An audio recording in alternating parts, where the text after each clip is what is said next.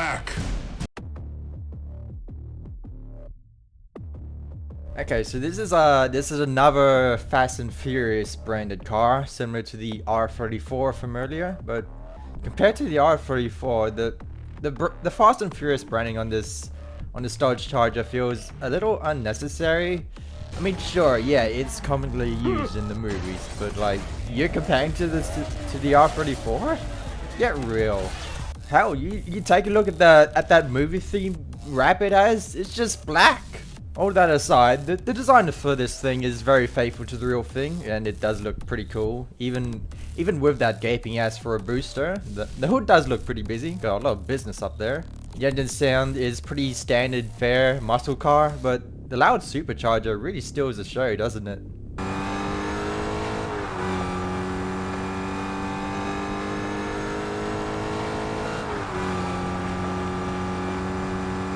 Most of the decals are kind of boring, though some of them are pretty good. Also, that real life wrap, go paint your car black in the eren't menu and tell me if there's a difference. They're the same picture.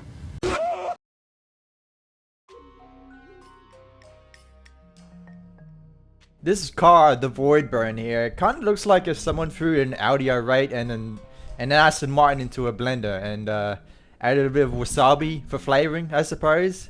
I mean, definitely looks like an Aston Martin at the front with that big mouth. It kind of looks like most of the modern Aston Martins, like the Vantage and the Vanquish and the DB12. The rear end definitely looks like an R8 for sure, with those tail lights and those vents at the back. And yeah, it's definitely got a Japanese vibe to it for sure. It's a bit like that RoboCop poster. That's a pretty good analogy. The engine sounds kind of raspy, doesn't it? Like, it always sounds like the car equivalent of Christian Bale's Batman. It's still, I kind of like it though. It almost sounds intimidating for a JDM, doesn't it?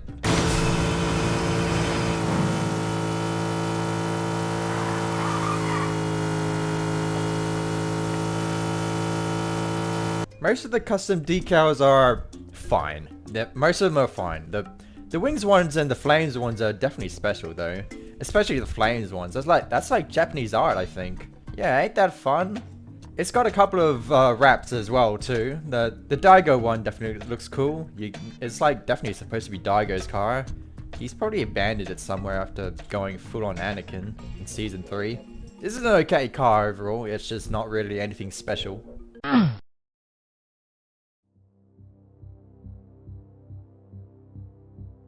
This is a hatchback, which already kind of stands out because we don't have many hatchbacks in the game. The M1 is a wagon. Whoever designed this car probably never learned how to draw a perfect circle. It's a very blocky looking car, kind of like those cheap hatchbacks from the late 80s to early 90s. The tail lights look really good too. I really like those. It sounds like a cheap hatchback too.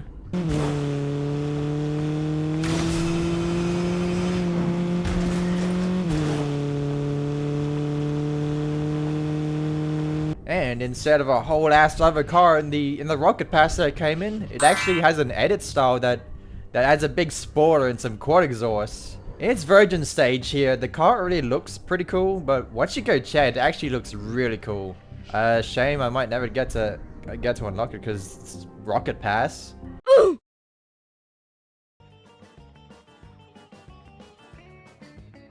Alright, so this here, the Incredibile from The Incredibles. This was actually originally supposed to release in Chapter 5, as you can see from this teaser that they released.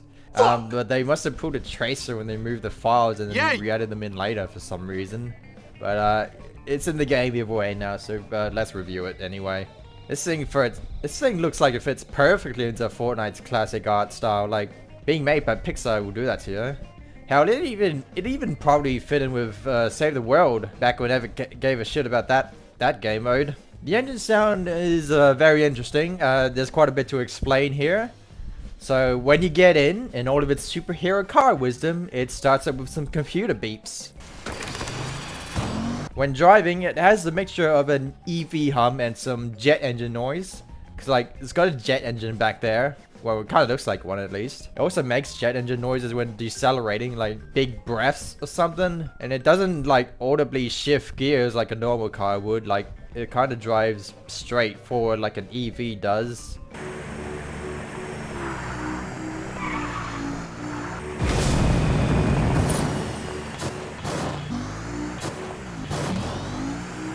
This car's got a lot of personality in its engine sound. I'm all for that. This car's default style is its original appearance. You know, how it appears in the movies themselves. But it's got two wraps to come along with it. One is based on the suits that we wear now as the Incredibles. And you got this other wrap that's based on Frozone. They both look pretty cool, don't they? Slight problem though. There is no other form of customization. You don't get options, you just get options. The car at least only costs 1800 V-Bucks, so the lack of customization gets a pass, but this is mainly just a novelty for people who grew up and love those Incredibles movies. That includes me, of course. I did grow up with the first one. The very senior of that island is just imprinted in my brain. Please fasten your seatbelt. We're beginning our descent. Another satisfied customer. This is definitely the coolest SUV skin in the game, at least if we're talking about collab or licensed SUVs. But that wasn't really saying much when it released at the time. In my opinion, I think Bulletstorm is the best game in the Bulletstorm franchise. Not much to say about the engine sound. I think the most interesting thing is it backfires a lot.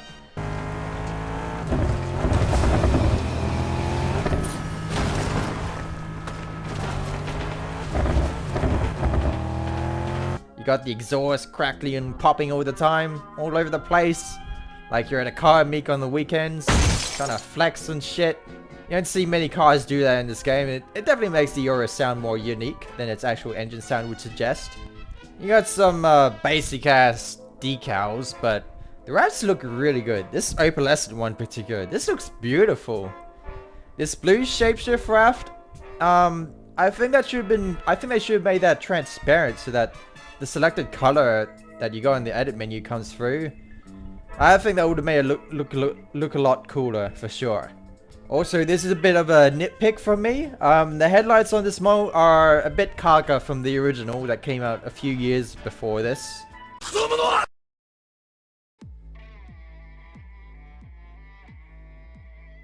What we're looking at here is courtesy of Cyberpunk 2077, our first ever Gaming Legends series car. Isn't that amazing? Something this car definitely copied over from the Whiplash design is that it's got a pretty low profile. It looks kind of skinny, especially at the front. Like this kind of looks like you could grab the attention of the ramp car from Fast and Furious. All things considered, I really like how the industrial design of this looks. It's got absolutely no fat on it. Normally when Epic gets their hands on the car, they'll gut its ass open to see if they can jam a thruster inside. Not this time. It has a booster, still, you just can't tell it's there this time around. Which I think really helps in preserving its original design. More cars should do that. It's got a handful of wraps that I think are kind of unremarkable. They're fine, but the interesting thing is that this is a fictional collab car that comes with a full set of custom decals. Up to this point, no collab car excluding real life cars has done this before, so that's definitely something for the Quadra's resume. The decals themselves are also marked as Gaming Legends series, which I think is pretty funny. The way this car sounds in game is just pretty ordinary, but this car also appeared in Forza Horizon 5, where it'll sound completely different from game to game, so make of that what you will.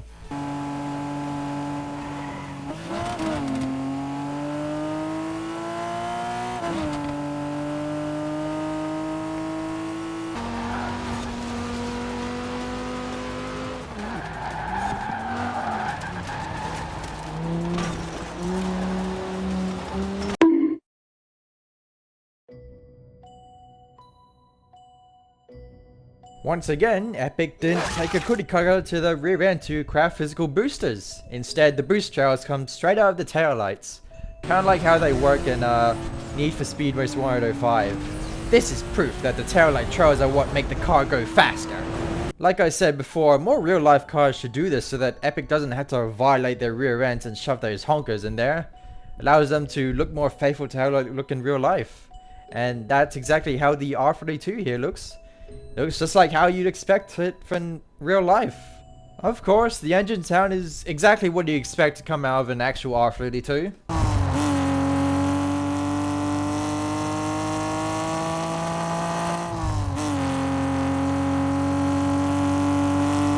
It's also the first car in the game to come with animated wraps. They've been one up since then, but this shit was groundbreaking when they first came out. I thought they looked so cool that my brains got blown out. Whoa, whoa, whoa! Slight problem though. That came at the cost of no custom decals. Yikes. As much as I hate the one-side exhaust, all the cool stuff they did with this car is enough that I can gloss over it. Nope.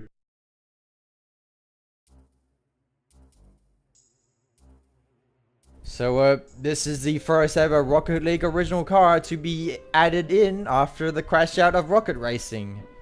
And, it came with no fanfare, no tweets, no appeal. Oh yeah! Oh yeah! Yeah!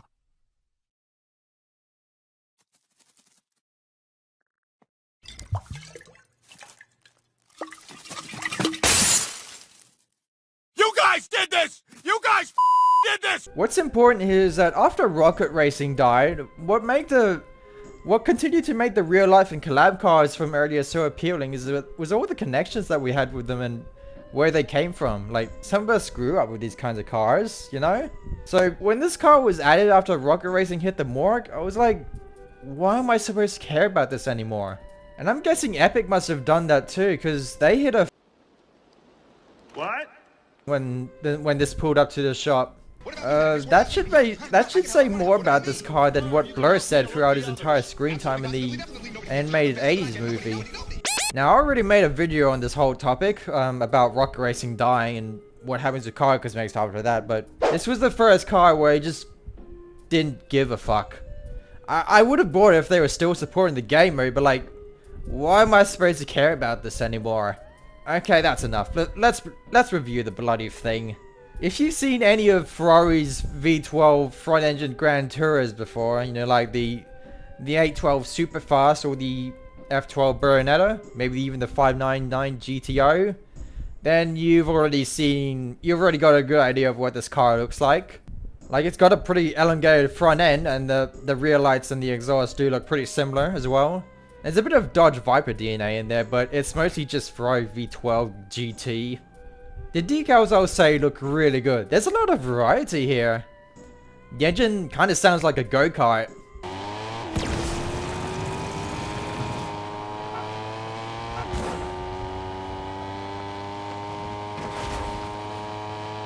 I want to give a shout out to X Gamer for helping me get footage of this car, because they actually own this car.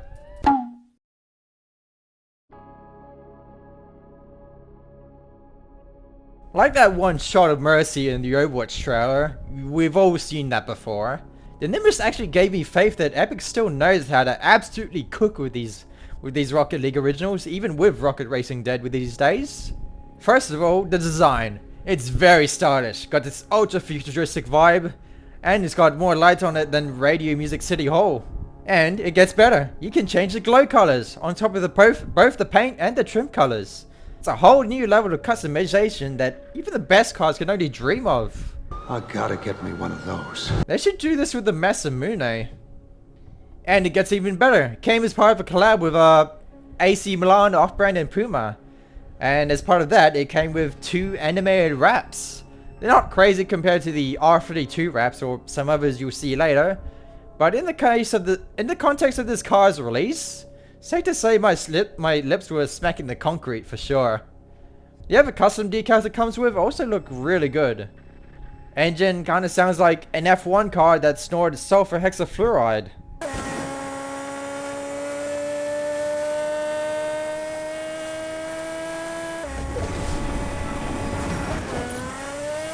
This is easily one of my favorite Rocket League original cars in the entire game, for sure. It looks awesome, the customizable lights are awesome, The decals are awesome. It just fucking flies in the face of everything the Komodo could have been.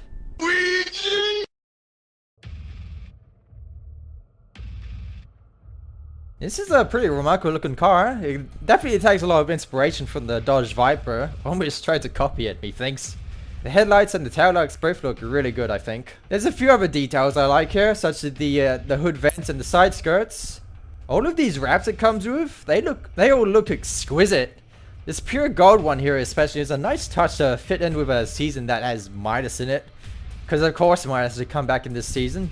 You got a couple of problems here though. One thing, custom decals left the chat, and trim colors never entered the chat.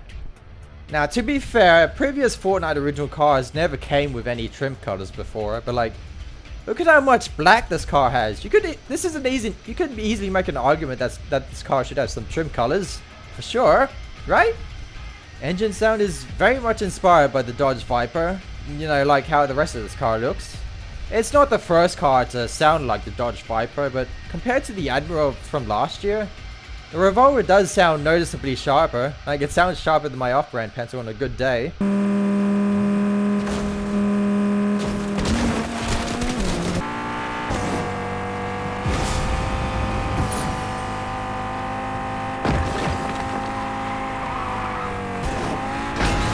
Also, quick mention for when it starts up. That shit got some aura.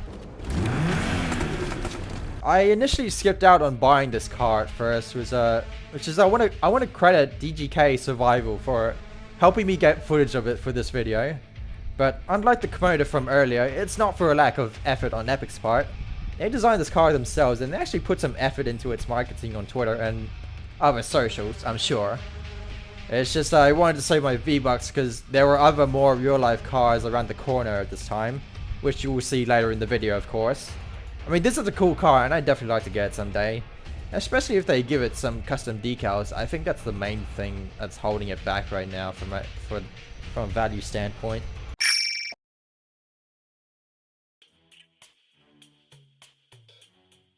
This may just be the ugliest car I have ever seen in this game.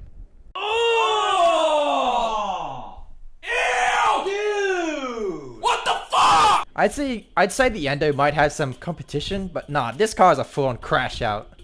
The front bumper is a bloated mess. It looks like either a sumo or a hamster with a watermelon stuffed into its gullet in the worst possible way. The rear bumper doesn't look as bad, but it might as well be. The only cool things about this design are the roof scoop and the spoiler.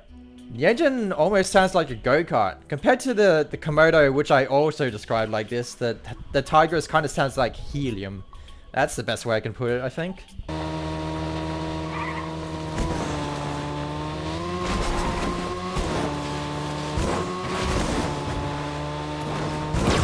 The custom decals it comes with are okay. Some are basic, some are sick though.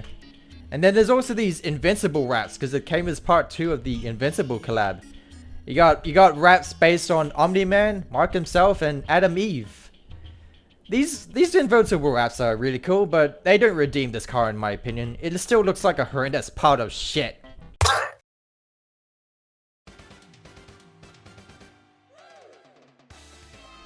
Okay, so before I start this review here, I should say I do have some reservations about this car in real life. Ever since this car was first unveiled in 2022, its new design it's got some appeal, but it's also been both really divisive and also emblematic of the electrification of America's muscle car space, which in most cases has not been a good thing. This car weighs more than some SUVs, for fuck's sake. Rant aside, this car still looks very clean and understated. It's also our first actual EV, as you can see by the fuel gauge here. The decals are unexceptional, but okay. Also, what's with this other wrap being just paint color 714 as a unique wrap? That doesn't make any sense. The engine sound is interesting. There's a bit of a story here too.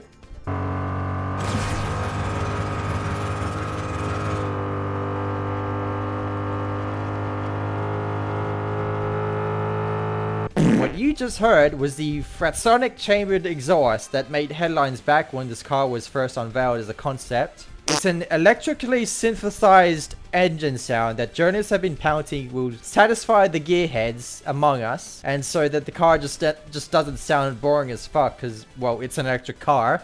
Electric cars don't normally make noise.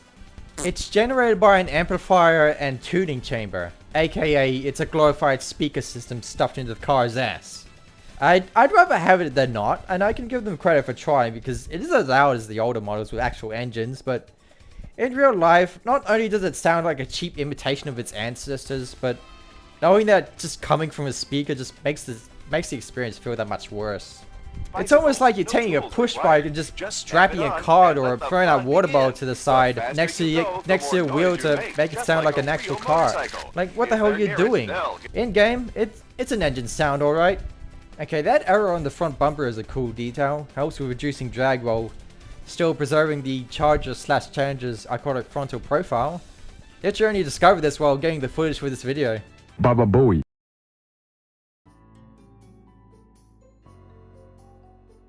Okay, I can't really say that I'm really that into Jeeps, but I'm really digging the extra detail and accessories they put onto this car. Makes it look a lot fancier than if they just did stock. The back spare wheel booster is definitely a choice. The custom decals are acceptable. The Tomb Raider wrap is awesome though. It looks very detailed with all that dirt on it. The Hydra wrap boot is literally just blue. Why? Here's a fun fact. When this car first came out, it didn't have its own engine sound, so it was just the SUV, the normal SUV from the Twilight Zone.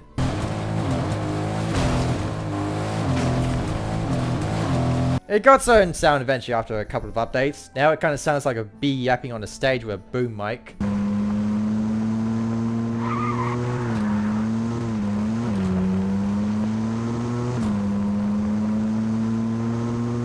It's only 2,000 V-Bucks though, with all these decals, and it comes with an extra set of wheels. I think that's pretty good value for a real life car, I think.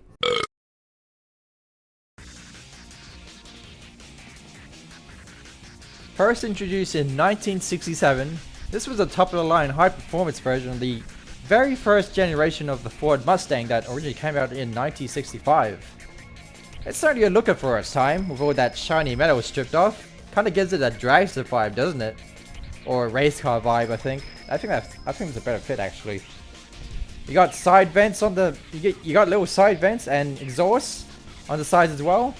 And you got a pretty thick looking hood scoop. Lots of detail here to tell you this car means business.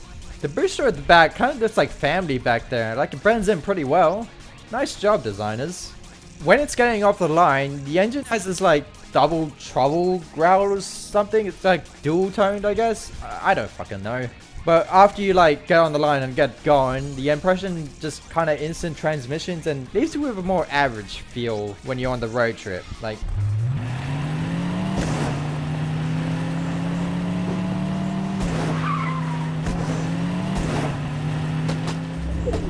it's kind of like sun-kissed. Like, it tastes great at first, but it leaves behind a bit of an awkward aftertaste. I think the biggest problem this car has though is when you want to take a paint can to it. It's got blue wraps that all look half decent and they do reflect the time period of this car. But no custom decals. So if you are thinking you want to make your own Mustang sparkle, then bad luck, dumbass! Also, it costs 2,500 V-Bucks, so not having that extra customization is a huge setback. Otherwise, this is a pretty cool car. Don't you kind of find it funny how this car was teased at the very beginning of Lawless, only to like show up at the very end, yeah, like 2 weeks before the season ended? At least it ended with a bang, you know, coming with its own trailer. It must be Midas' car, I guess. I eat pain. This ute is absolutely massive. Like, this is probably the biggest car we have in the game as of now. Really gives the Urus some competition as one of my favorite SUVs in terms of collabs, as of this video. You got two wraps here. There's this really detailed looking blue one here that's just mwah! While the other is just paint color 385. There are a few differences compared to just being naked, but again, it's another Virgin. Again, why the basic ass color wraps on the new cars? Also, why no custom decals? I don't imagine they would have looked great, but I'd rather have them than not at all. The engine is really loud, like probably louder than getting hit by a railgun.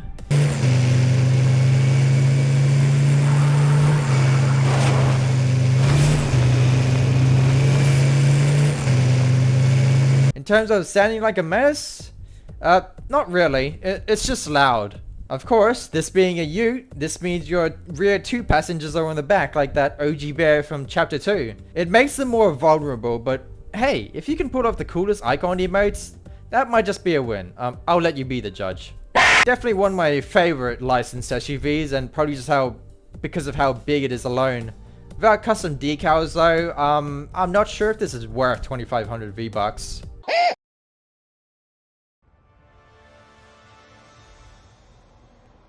Story time. This Lamborghini model was unveiled in 2021 to commemorate the 50th anniversary of its original namesake, which first came out in the early 70s. It's a hybrid, built upon the platform of the CN FKP37, which itself was built upon the Aventador platform. That was Lamborghini's first ever true hybrid car. This may be one of my favorite Lamborghinis ever, and not just in the modern age. As much as I like how sharp and aggressive the modern Lambos look, there's just something about the simplicity and elegance of earlier models, like especially those from the 2000s, like the Murcielago and the Gallardo, because they scream to me, "This is what a Lamborghini looks like." I grew up in the 2000s, so that probably explains it. But the new Countach captures that like lightning in a bottle. The engine sound is both music to my ears and almost raw enough to trigger Gordon Ramsay.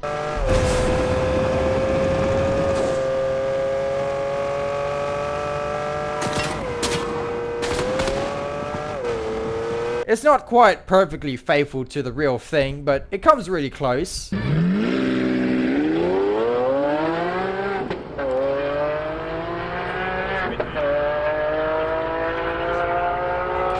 Customization is both amazing and plentiful. The basic decals are basic, of course.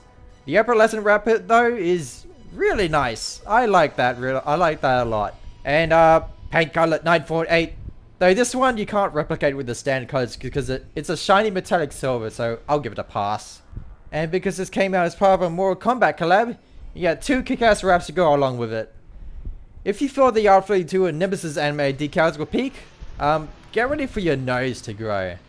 These wraps look gorgeous, and the animations they have are just fucking insanity. I like the Scorpion wraps animation more, but the Sub-Zero wraps colors just look so good. It also comes with 2 sets of wheels in the bundles. It's got its usual stock standard fare, and it even comes with the set the original Countach had. That's really neat. I just love everything they did with this car, except for increasing the price from Rocket League. At least it's not 3,500.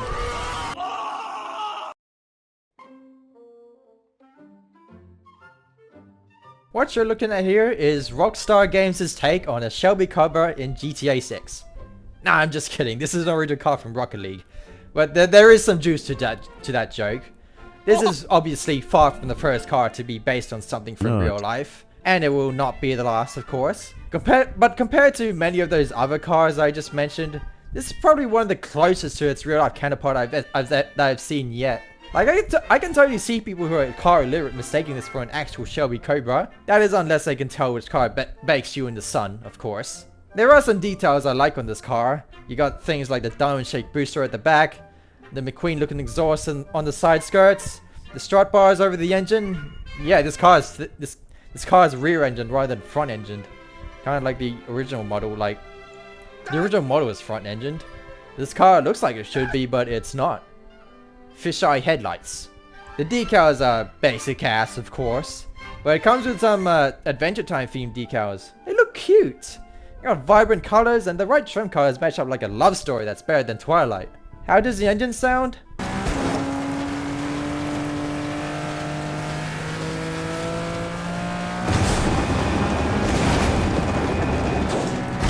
Yeah, it sounds exactly how you expect. Why did I buy this?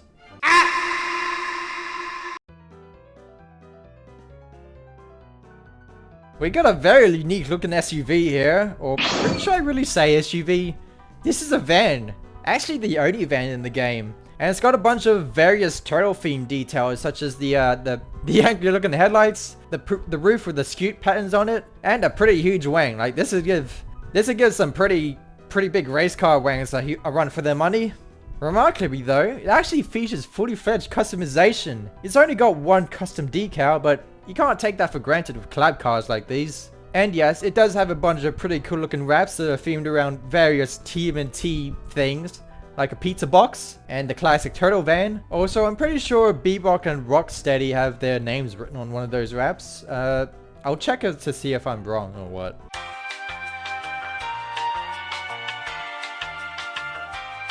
The engine sounds like it's got a big wet rag gagged over its mouth. It's a lot quieter than most other cars and very muffled.